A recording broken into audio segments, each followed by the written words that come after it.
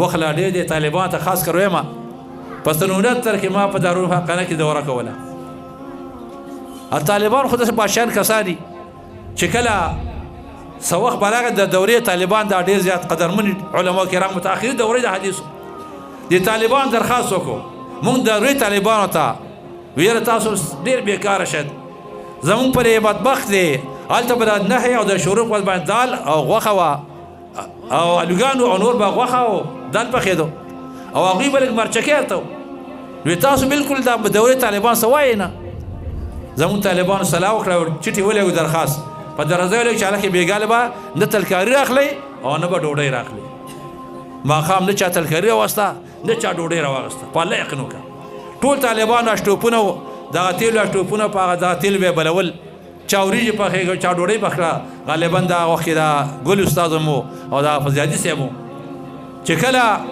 ماښام شو سار مولا عبدالحق صاحب رحمه الله مبارک راغی الله درجات نصیب کړي چې راغی ترمذي درس شروع شو طالبانو مونږ اوجي وي تاسو بېګا ډوډۍ خورئ که نه مونږ اوجي وي په الله قسم ما بېګا ډوډۍ نه ده خوړلې دا مولا عبدالحق خپله خبره ده ما بېګا ډوډۍ نه ده خوړلې چې الله طالبانو به ډوډۍ نه خوړلې څنګه کور کې ډوډۍ وخورم. وی طالبانو تاسو هغه ګوجرګړی پېژنئ مونږ ته اوس وایي په درس کې وایي ګوجرګړی پېژنئ او چې مونږ یې پېژنو وایي زه په ګوجرګړی کې چڼې وم بل ځای مدرسه نه وه درس نه و ګوجرګړی کې اودس غټ شروع پخوانی وایي په هغې کې مونږ د اضافې راغونډولې چې به کله م راغونډې کړې پرې پوړ به خوړې شوې غټ غټ طالبانو هغې به وخوړه مونږ ته پاتې نه شوه دا د مولا صاحب خولې خپله خبره ګورئ. وی بیا تاسو طالبانو جمعه پېژنئ جمامه مونږ یې اوجي موږ به بار ته ووتو د بوساو سره جمامه ولاړ زیړ ګوړ به یې کوو وی دا په لاس سره وشي کوله بیا به م پخه کړه او د مولا صاحب دا یو لاس داسې لږ معذور و وی پر یې ګوته هم دغه شانتې راواغسته او دا جمعه به م خوړله ډوډۍ به چېرته وه وریجې به چېرته وې غنم به چېرته و وی مونږ جمامه خوړل دا تاسو پکې نن وې مالګه او مرساله او آلو دال کوئ طالبانو مونږ علم په جامو زده کړی تاسو په الله یقین زموږ ټول طالبان په جړه شو د دورې طالبان په جړه شو الله څه غلط کار مونږ کړی دی زموږ شیخ الحدیث صاحب خفه شو عزت دې طالبان دومره سختې تېرې په الله یقین وکړه نن دا راغلي ستاسو مدرسه کې ناست دي ستاسو بچو ته قرآن ښیي ستاسو بچو ته دین ښیي په الله یقین وکړه د شپې خوبونه په ځمکه یې کړي دي پرې جامو باندې غټې غټې سپۍ ګرځېدلې دي وږي تږي دا قرآن زده کړی دی الحمدلله نن زما او ستا بچي ته د الله کلام ښیي دین ښیي دا علما ګو یاد ساتي په الله یقین وکړه زموږ او ستاسو دین محافظ دي د ایمان محافظ دي د اسلام محافظ دي د عزت محافظ دي ما تاسو د خپل بچي خیال ساتو او دا علما د امت مسلمه خیال ساتي. شیخ الحدیث مولانا عبدالحق رحمه الله وبارکه الله درجات علی سبت او صبر برکت چې په الله یقین وکړه دا دارالعلوم حقانی د عبدالحق رحمه الله د مفتری صاحب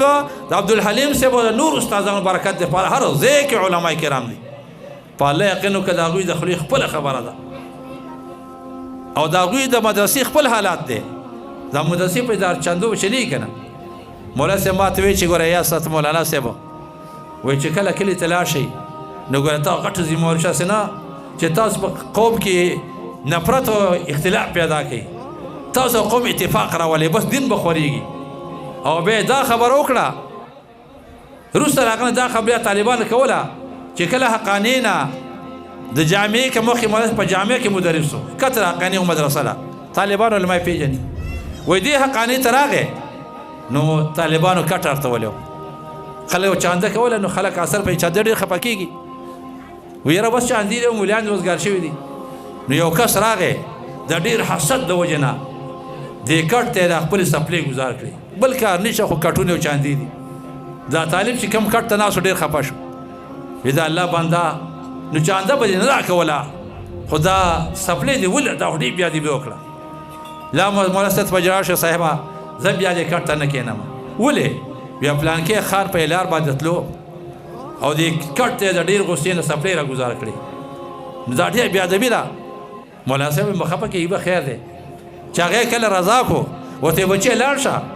دا سپلې په بازار کې خرڅې کړه پخوا کې تاسو کار کړی و دا غریب او چناګانې به خرڅېدو چې مېره پکې نور سپلو کې لګول ویلا شه خرڅ کا طالب دغه 2 سپلې واغسته بازار کې په دوانه یا پدرانه خرڅ کړي چې کله خرڅ کړي بیا راوړې ساجي وی هاو یما خو سپلې خرڅ کړي او دا 2 درانه پوښي وې زب چې لاشه یو خم په والا د بو دا خم نه دی وې دا خم والا او وسلوټه والا او دې کټ سه خخ کا او په پکې ورته وی ولې وې بچیا دې کوم څه چې سپلې راته ولې دي دا سره به مړ شي او د خم دا ثواب به دې سي ترسيږي د وبو دا ثواب ورته رسيږي یار ما سپلې ته ولې وی پاغي خم واغسته شو پاغي کې ورته شو خلک اوس کې دا ثواب به ترسيږي ډیر خیر به ترسيږي طالب هراش دې سو کړه اسه سوچ وکړه